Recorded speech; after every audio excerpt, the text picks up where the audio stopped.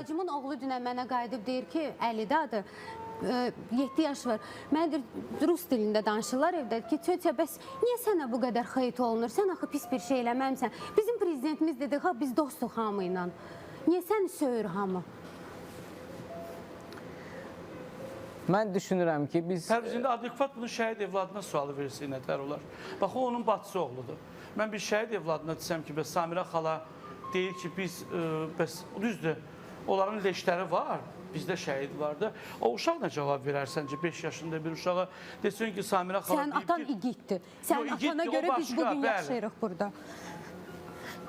Amma mən dünən əliyə bilmədim, nə deyim?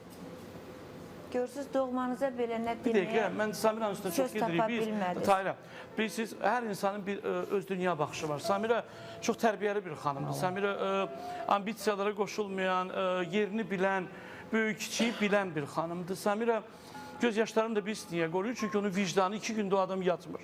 O 2 gündür, 3 gündə atası ilə danışmır.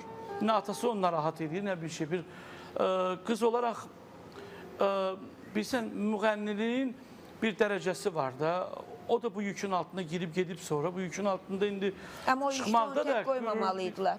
O yükün altına onu salanda...